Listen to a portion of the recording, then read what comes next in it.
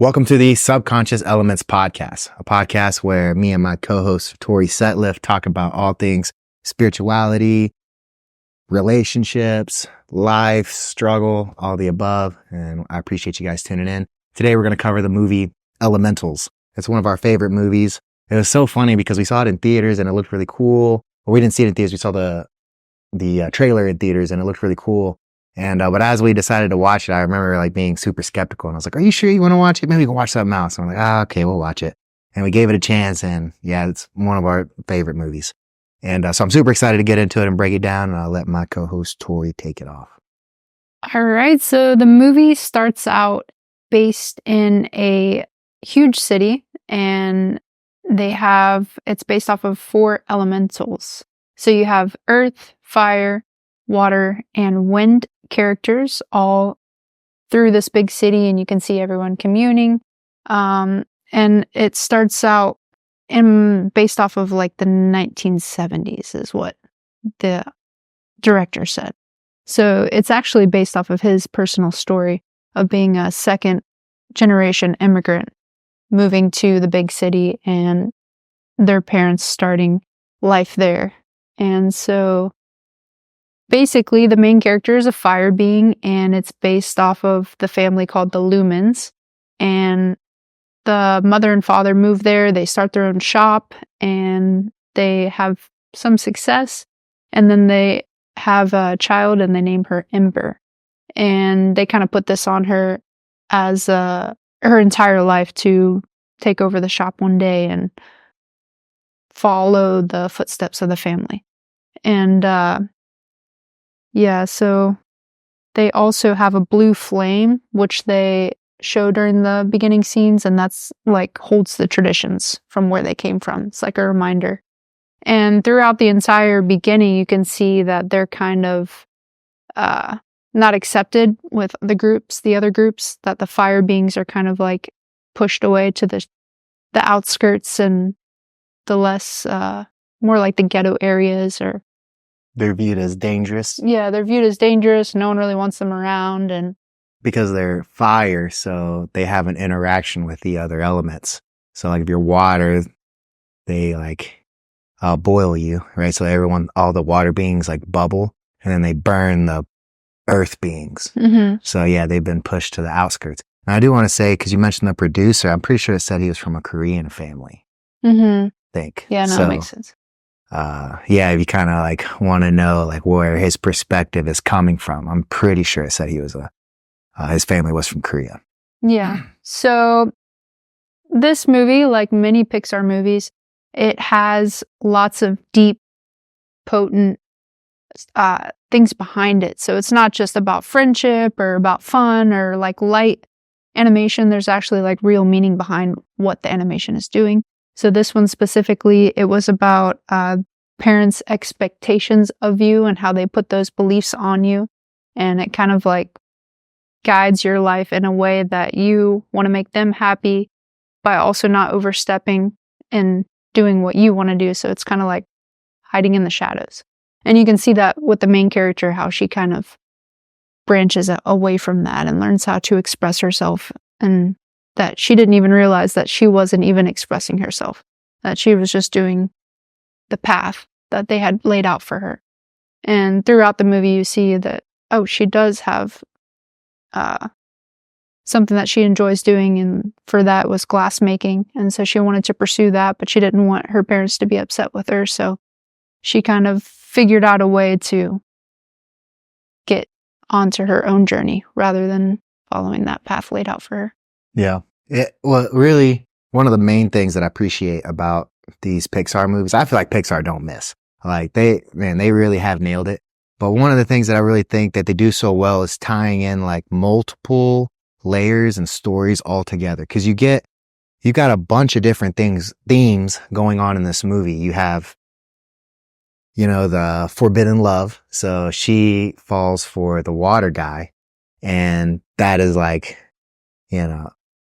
huge disgrace to the fire family or to the fire beings, because they feel like they're being persecuted by the water, by being pushed out of the city, and the whole city runs on water. The trains are like on water, and it seems like everyone fits in society except fire. And then she starts to fall in love with a young water being.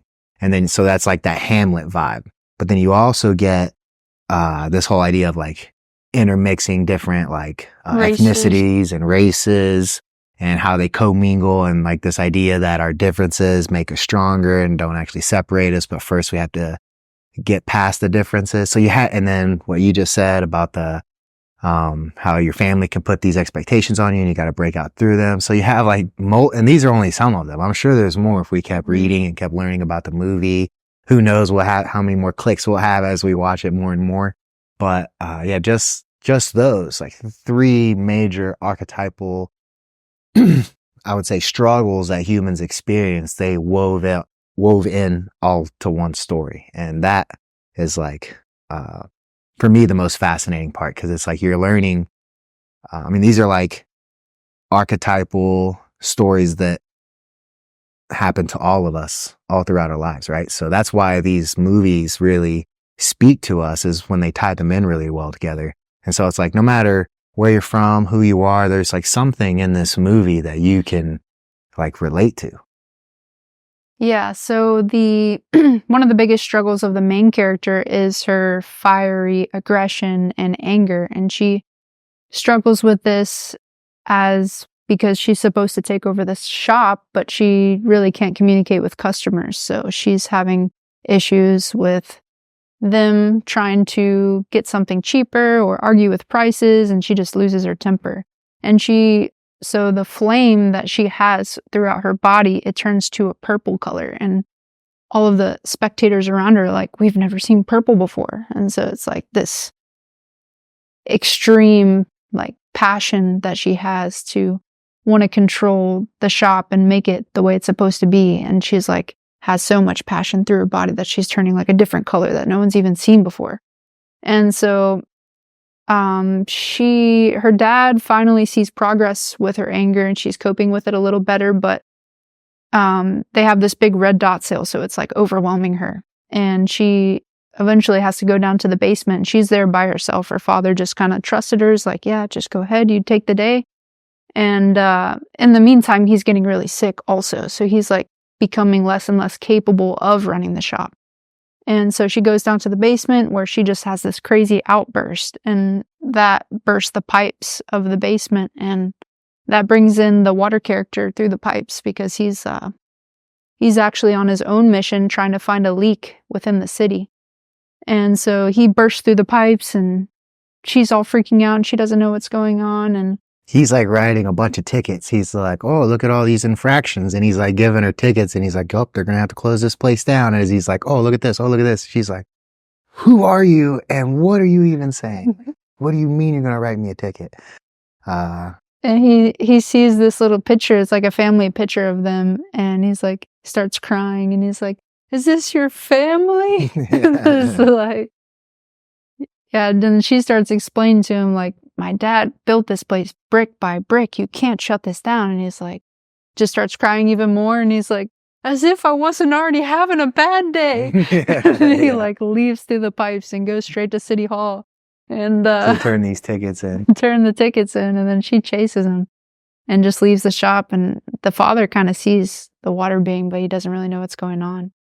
And so she ends up blaming the water being for the reason why the pipes bursted, and then that makes the father even more angry. And then so while they're in the city, she's explaining herself, and he's feeling more compassion for her, like, well, I don't want to do this, so yeah, let's figure out what we can do. After he turned the tickets in. After, yeah, the tickets are already turned in. So they go and they meet the wind character, who's Gail Cumulus, and they go to this Cumulus. I don't even know what kind of game it is, but it's some type of like cloud ball game. Soccer, yeah, cloud basketball, something like that. Quidditch, I don't know. Yeah, it was very reminiscent of Quidditch. And so they're in the stands, and she keeps trying to interrupt Gail, who's watching the show, and it's like the playoffs, and it's this big thing, and she's not interested in whatever she has to say. And one thing I found interesting about that scene was whenever Lutz was not performing well, and everyone was like being angry about it. They were like, come on, let's, like, what's going on? He's like, in the water being weighed, he starts crying. He's like, ever since his dad died, he just hasn't been playing the same. And so it like brings this uproar of compassion and support for the entire stands. And he's like, let's go, Lutz, we love you, Lutz. And they do this whole like water ripple, and then he ends up winning the game. And you can see like Ember, she's like watching him do this, and she's like experiencing something that she hasn't experienced before, which is like compassion and like sadness. And yeah, it was also explaining that whenever people from two different ethnic backgrounds come together, you can see the ways that they act and how different it is from you. And then you can learn a lot from that. So you can kind of see that revelation come through with her. And yeah, so eventually they win the game, which changes the attitude of Gale. And then Gale allows them like a leeway. So she gives them 1 week to figure out where the leak is coming from. And then she'll remove all fines and won't close the shop down. So they go on this entire journey and mission through the city to figure out where the leak is coming from. Yeah. Yeah, it kind of goes, it's reminiscent of the other movie, Inside Out, where you had joy and sadness. And joy was kind of like a problem solver, always trying to figure out like how to solve things, how to make them better. Whereas, so like if she experienced someone with a problem, she's like, oh, don't worry about that. Let's do this. Won't this make you happy? Or don't think about that. Let's do this. And sadness, instead of like talking or trying to get away from the emotion, would just listen to them and then lean into it. Like, oh, I bet you that was really important to you, and able to relate to the other characters. And you see that with these two in this movie, where Fire exhibits the creativity and the passion, and sadness, he's like able to connect with people and understand compassion. Have compassion. And like throughout the whole movie too, they're like, the whole water people are a bunch of crybabies. And yeah, but they're more in tune with emotions. And so yeah, it's just funny watching that what dichotomy, or the play of the two, and how we seen that in previous movies. Yeah, we so then the luxury apartment scene where Ember is invited to Wade's house, and they're living in this luxury apartment, and it's pretty much all decked out with water, and they figure out a way for her to be a part of the group by floating her along to like the family table, and then she gets to see their traditions and how they do things. And then they started playing a game after, which is like the crying game. And which she's never cried before. I'm pretty sure she's never cried. And none of the tactics are working until Wade figures out a way to make like a true connection with her. And this is like whenever he first confesses that he has feelings for her. And then she drops one single tear, and she like feels a connection, but has this internal struggle of like, but I can't. This can't be my reality. And the mom is also very impressed with her, because while they were having dinner, one of the pitchers broke, and she just very easily created like a glass pitcher out of it and recreated it into something even better. And she's like, I could get you an internship making glass out here in the big city.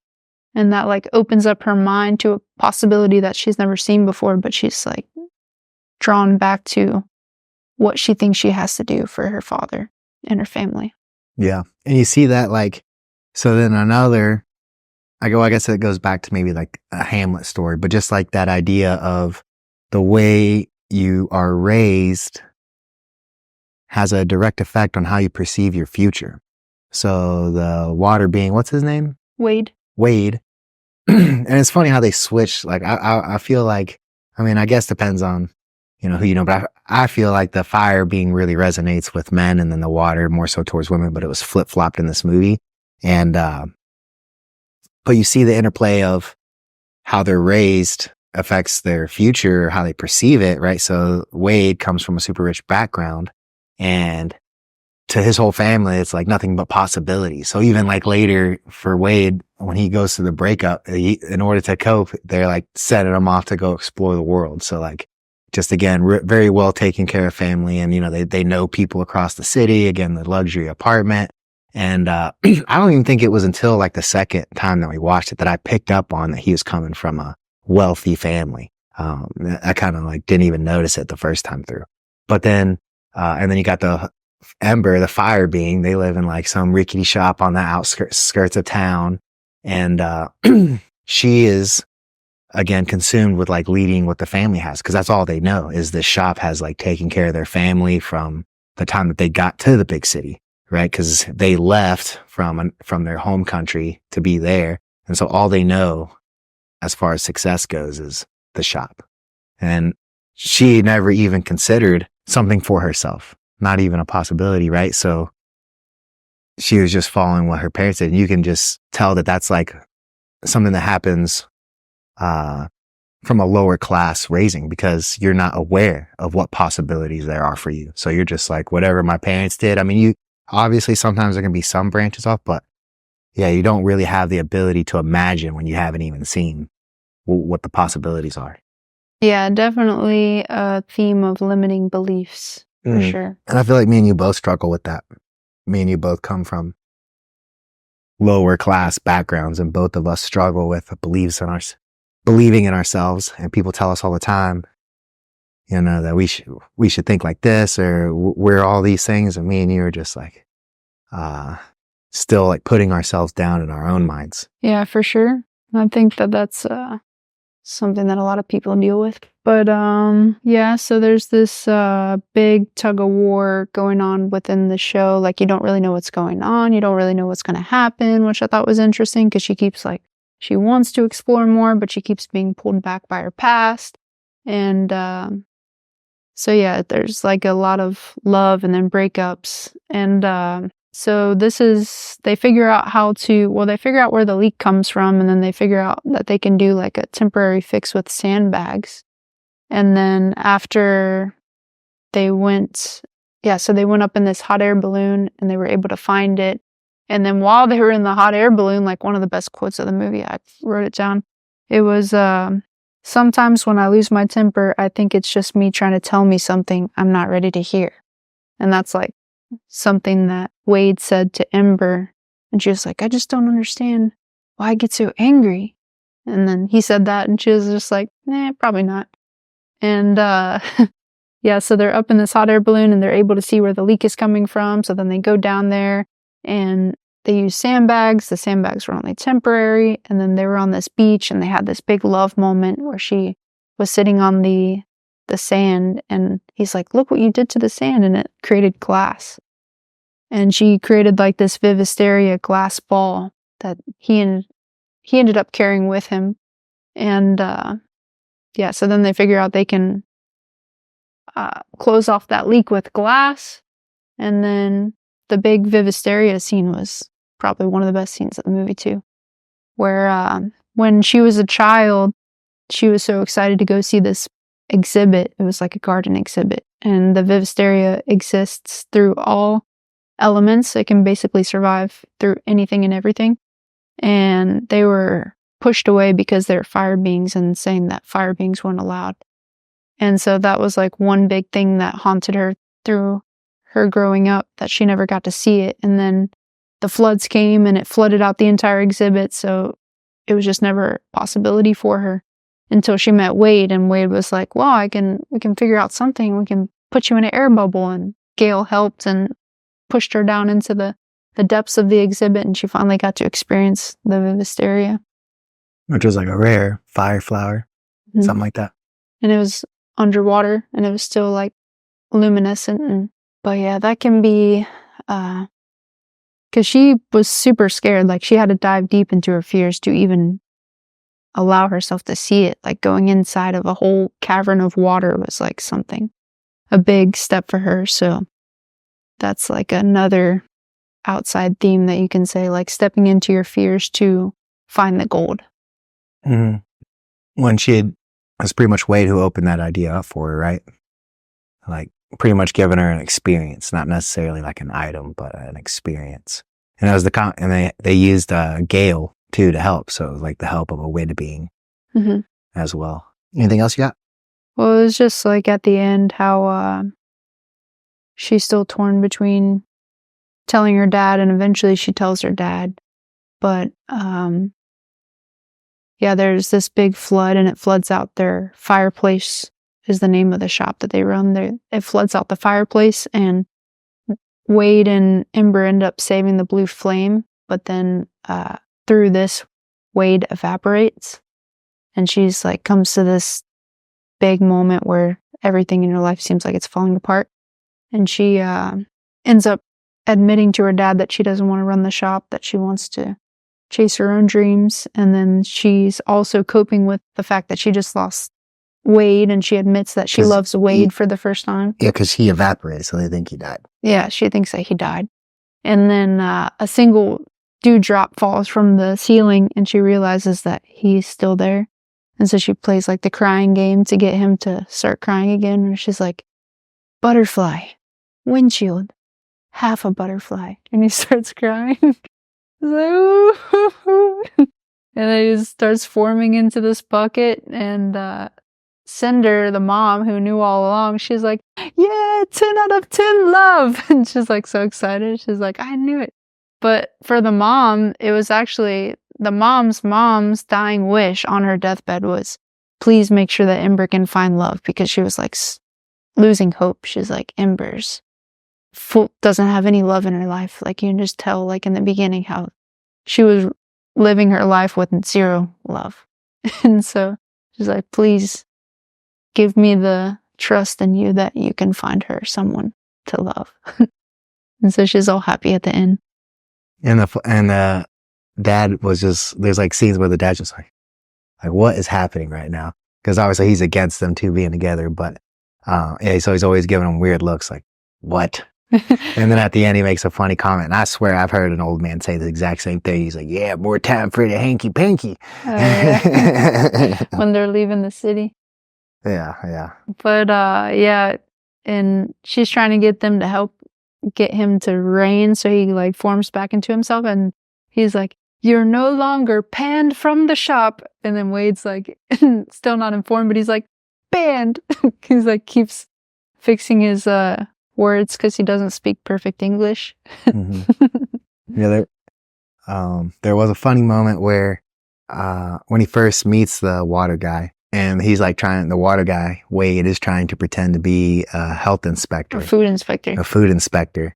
And he's like in the shop, and he's like, oh, food inspector, and gives him like this fire food. And the fire food's like heating him up, and it's not made for him, so it's like making him nauseous and giving him like gas in his water body.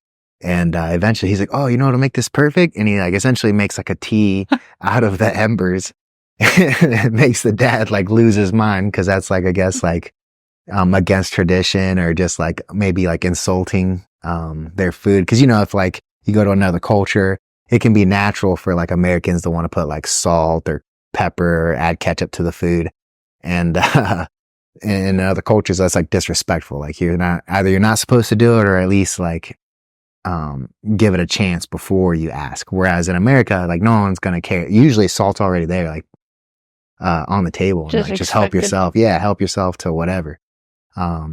But yeah, he makes like a tea out of the embers that he was supposed to eat, and the dad loses his mind. So I thought that was water. Tried to water us down. You are banned from the shop. Yeah. And man, I've done this like role playing thing before, where when I was doing like special forces training, I was doing this role playing, and so they just give you a brief on like the scenario that you're in and then put you in there. So, and you're like, this whole time you're in training. So like you're exhausted, underslept. You literally just got back from another exercise of like some crazy thing of carrying shit from one place to another. So, and then they put you in a van, drive you somewhere else. And then you're literally like, they pull you out of the van. They're like, this is your mission. Blah, blah, blah, blah, blah. You have this many people. You're trying to get this information. Go. And they throw you in a room. You're like trying to like identify what's happening. And this dude that comes right up to me, he's like, oh yeah, sit. And he's like, gets me to sit down. He's like, yes, we go over the battle plans. You want crackers and water and cheese? And kind of like that.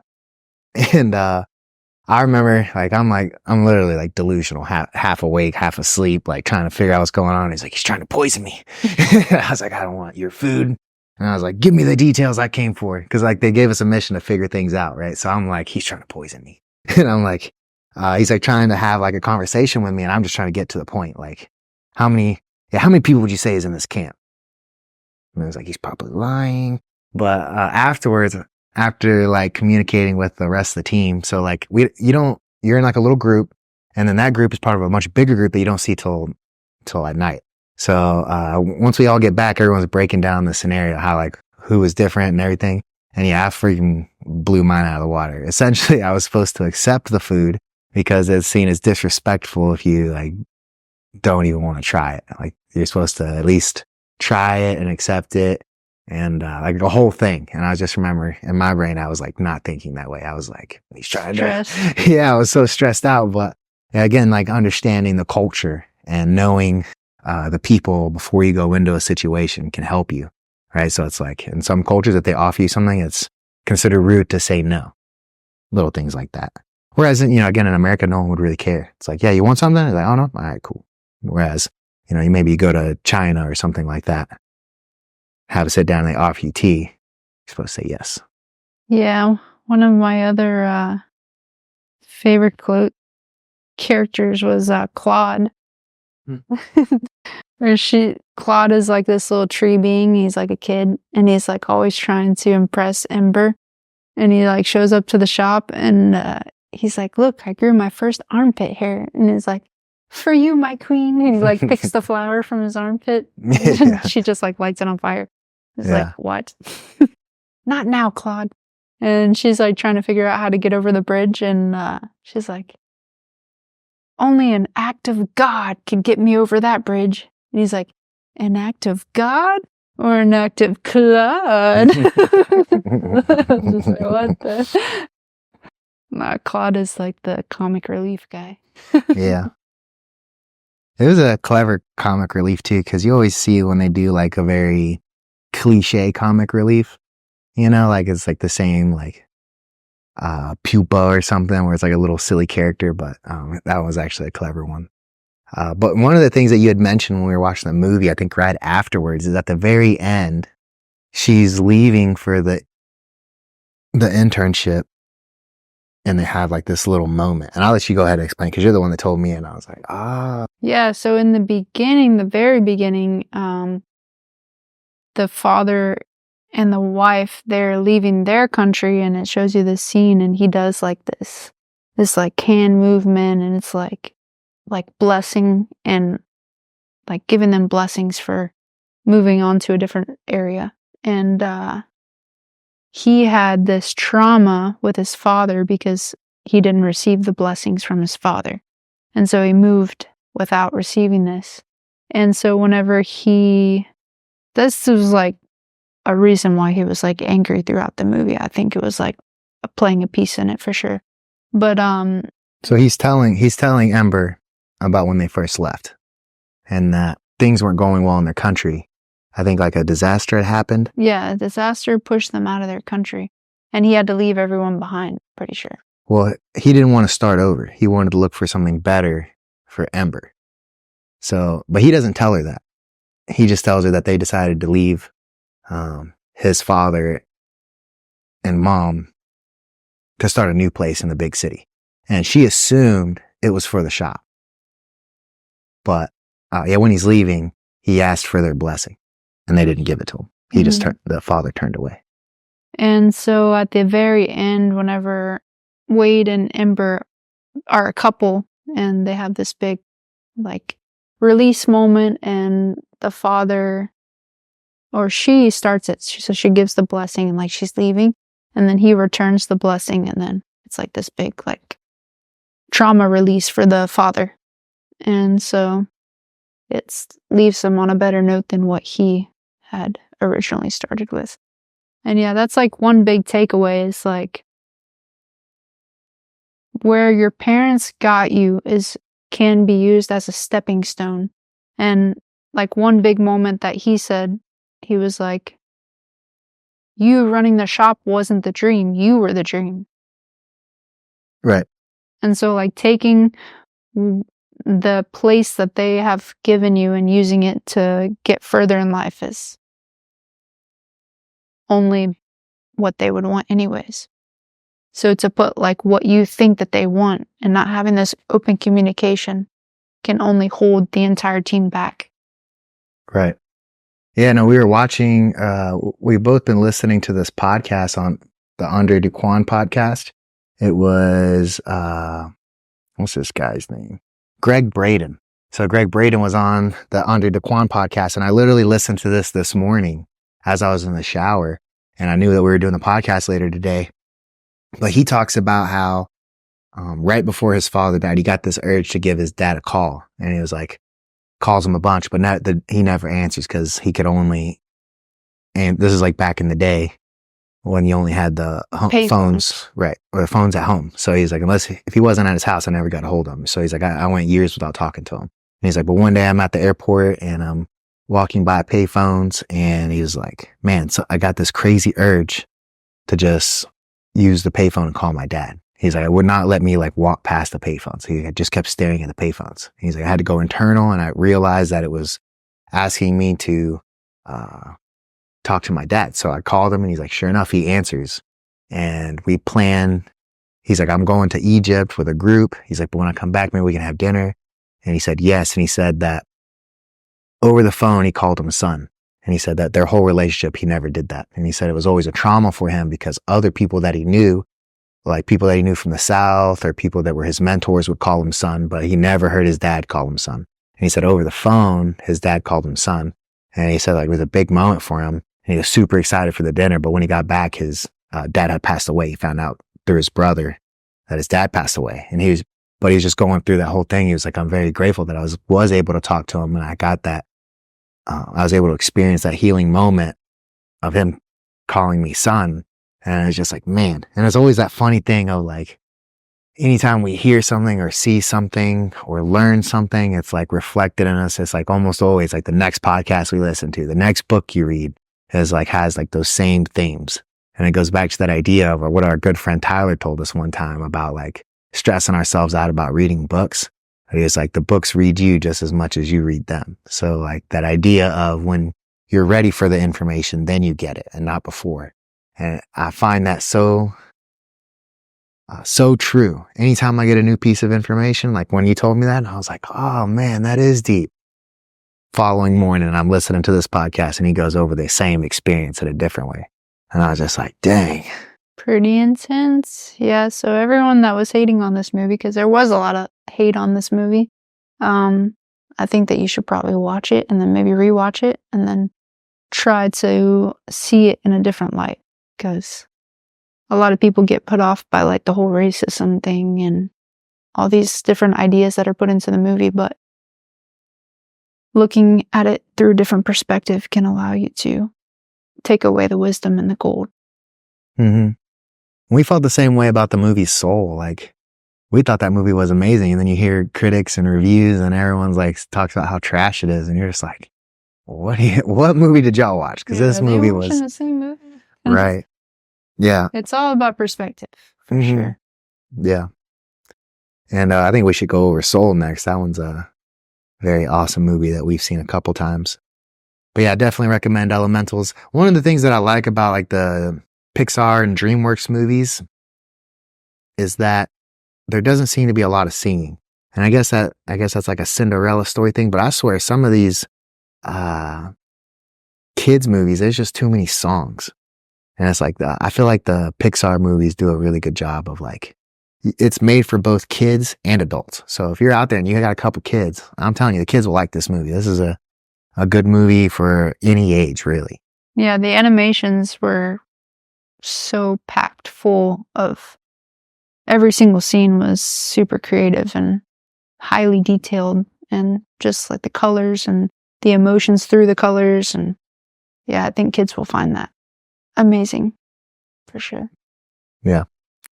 And again, Elementals, I think it's going to inspire our intro, which should be out by the time y'all see this, but we're putting it together now. But I think we're going to use the Elemental song. Steal the Show by Law. Yeah, it's a killer song.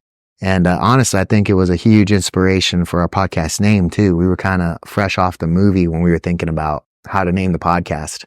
And, subconscious is a thing that really resonates with us because you learn so much about spirituality and just getting better in life in general is through the subconscious. And then so adding that on top of like the whole elemental aspect, like elementals can mean so many different things, whether it's like actual elementals of earth, right? Or you can talk about like the elements of our body or the elements of chemistry. Like an element can be so many different things. Like the foundation, the building blocks. Right. So it's just so funny how much this movie kind of inspired this podcast. So super excited we got to go through it with y'all. Let us know if you've seen it or if you liked watching it, let us know in the comments, and we appreciate y'all for tuning in.